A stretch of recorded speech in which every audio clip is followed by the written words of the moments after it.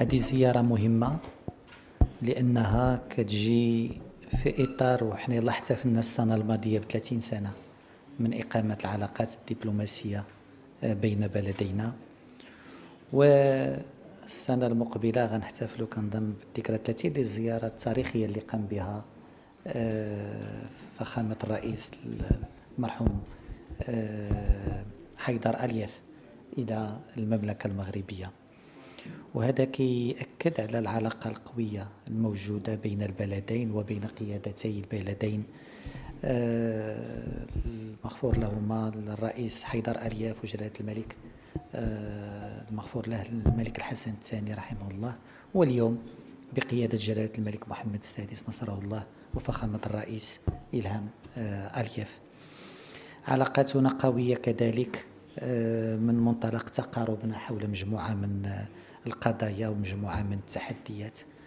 نحن بلدين اللي يتطوران بشكل متنامي، بلدين يحاولان الدفاع عن وحدتهما الترابية وسيادتهما الوطنية، بلدين يحاولان مواجهة الجماعات الانفصالية، وبلدين يحاولان أن يكون قطبي الاستقرار في منطقتهما، سواء في منطقة آسيا الوسطى بالنسبة لأذربيجان أو في منطقة شمال وغرب إفريقيا بالنسبة للمملكة المغربية.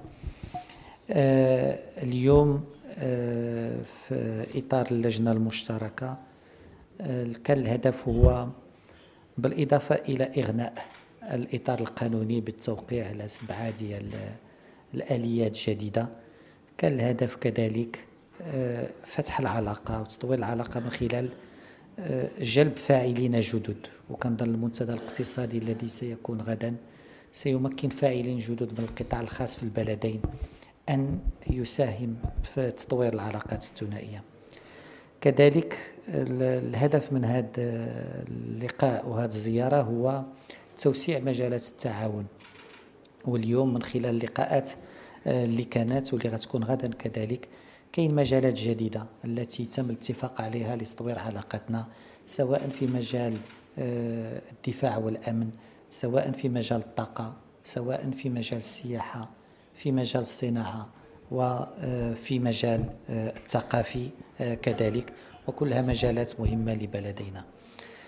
طموحنا كذلك يتجسد في ترجمة توجيهات قائدي البلدين جلالة الملك محمد السادس وفخامة الرئيس إلهام ألياف بأن نكون لبعضنا البعض مدخل إلى منطقتنا. نحن مدخلكم وبابكم إلى إفريقيا، وأنتم أذربيجان هي نقطة دخول المغرب إلى آسيا الوسطى، وهذا عنصر مهم. اتفقنا كذلك على أن ندرس بشكل جدي تطوير العلاقات الإنسانية من خلال دعم أو تقوية المنح الممنوحة والرفع من عددها، من خلال التفكير في فتح خطوط جوية مباشرة، ومن خلال تبادل التجارب في المجال السياحي كذلك، وكلها مجالات مهمة اللي ما يمكن لها إلا تعزز العلاقات بين بلدينا.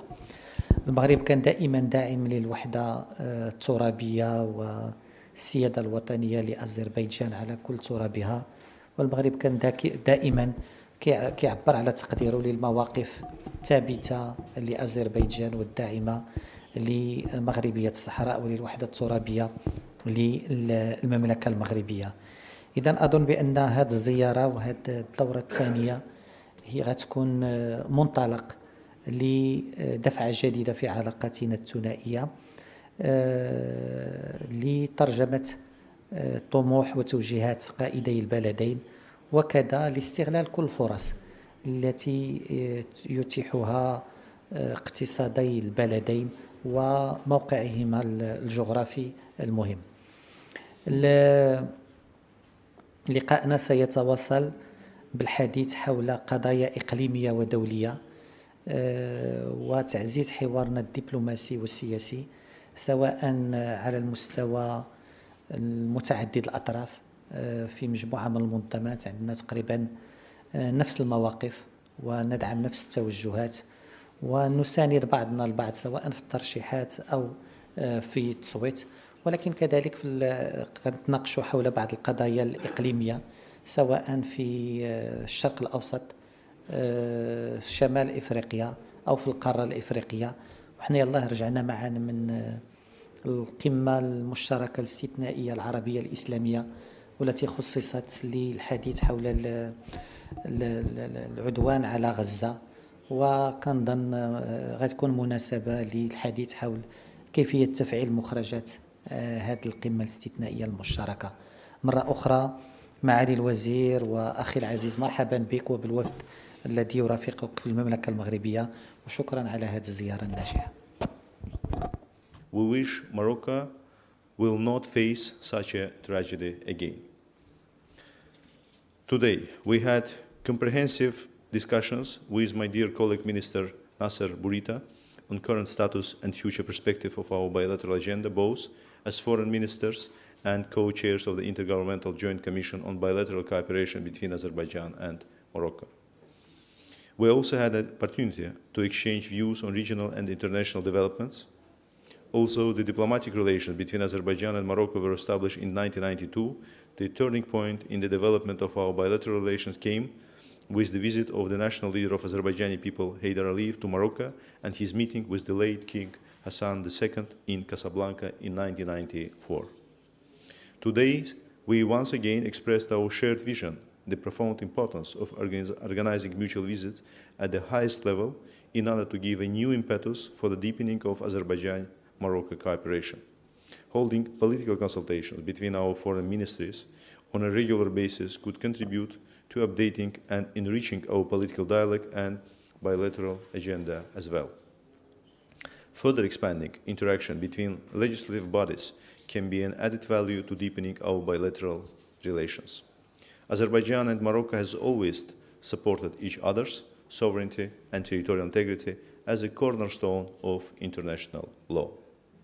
In this framework, Azerbaijani side is eager to further continue cooperation on joint initiatives as well as mutual support within the framework of international organizations such as UN, OAC, and NAM. Dear colleagues, despite expressed interest to increase the trade turnover between Azerbaijan and Morocco, the recorded numbers still do not mirror our potential. The same can be said for the mutual investments between Azerbaijan and Morocco.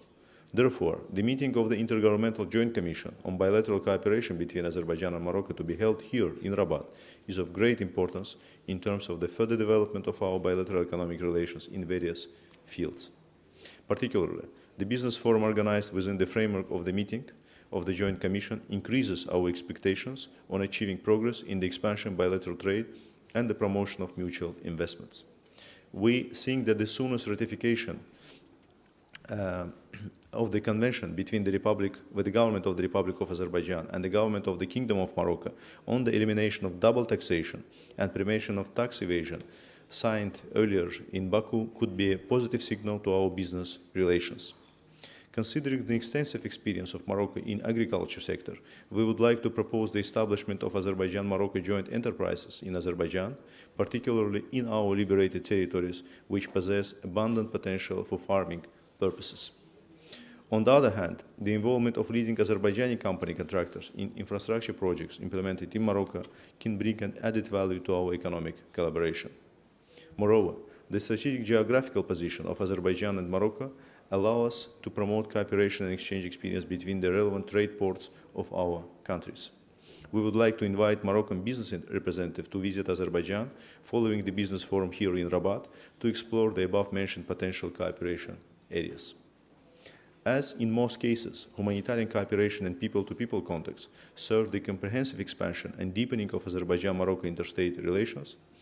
In this regard, the finalization of the work of the agreement between the government of the Republic of Azerbaijan and the government of the Kingdom of Morocco on the exemption of visa requirements for the holders of ordinary passports will further contribute to mutual tourism.